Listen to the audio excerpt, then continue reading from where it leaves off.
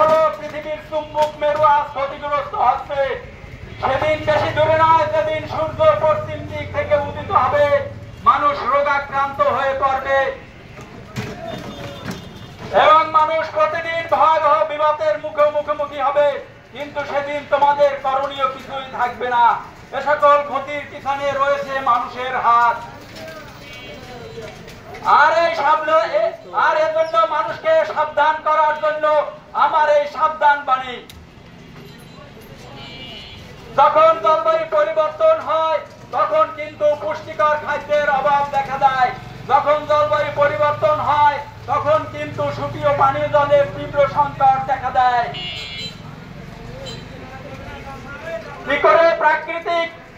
কি করে কৃষিকাজ ক্ষতিগ্রস্ত হয়, আমি এ থেকে আপনাকে দু একটি লাইন বুঝিয়ে বলবো। যখন উষ্ণতা বেড়ে যায় তখন বৃক্ষে মরক দেখা দেয়, লবণাক্ততা ছড়িয়ে পড়ে।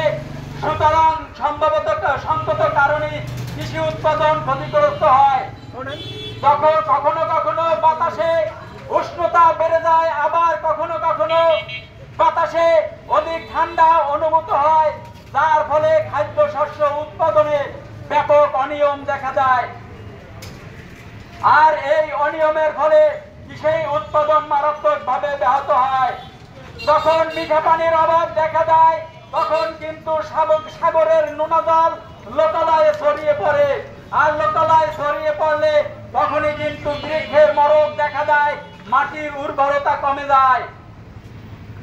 জলবায়ু পরিবর্তনের সাথে সাথে কিন্তু বজ্রপাতে মানুষের মৃত্যুর মিছিল হয়। এর অন্যতম কারণ হলো যখন উষ্ণতা বেড়ে যায় তখন কিন্তু বায়ুমণ্ডল অত্যন্ত তাপমাত্রা বেড়ে যায়। আর এই বেড়ে যাবার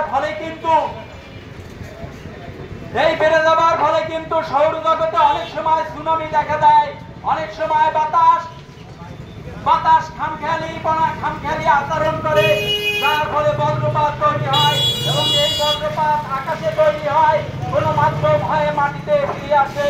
সেই মাধ্যম অনেক সময় হয়ে পড়ে মানুষ, আর তখনই হয় মানুষের অকাল মৃত্যু।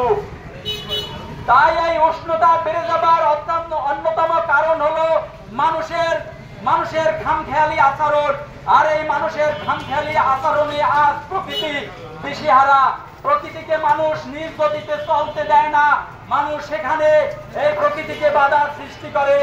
মানুষ এমনকি সমুদ্র গভীরে তিমি মাছের জায়গা মানুষ দখল করে ফেলেছে। মাছের অভয় অরণ্য আজ মানুষের দখলে।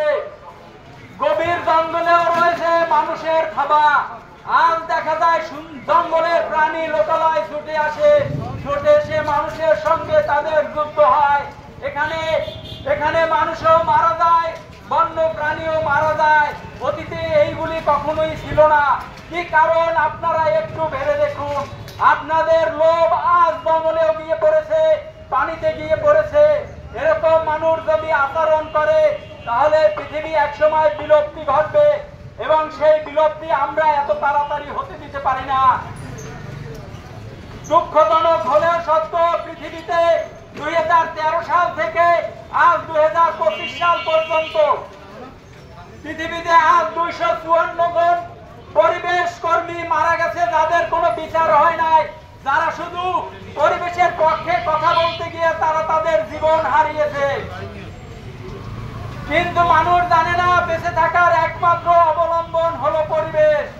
একজন মানুষ না খেয়ে কিন্তু 15 থেকে 17 দিন বেঁচে থাকতে পারে, কিন্তু একজন মানুষ পানি ছাড়া কিন্তু বেঁচে থাকতে পারে 3 থেকে 5 দিন। কিন্তু একজন মানুষ অক্সিজেন ছাড়া বেঁচে থাকতে পারে 3 থেকে 5 মিনিট।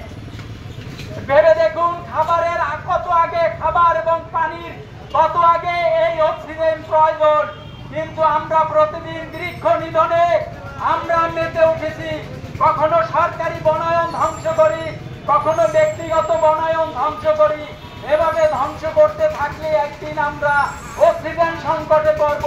সেদিন কিন্তু আমাদের মহাবিপদ সামনে রয়েছে। ইতিমধ্যে কিন্তু আমরা অনেক বিপদ অতিক্রম করেছি, কিন্তু আমাদের শিক্ষা হয় নাই। আজ থেকে 2024 সালে বাংলাদেশ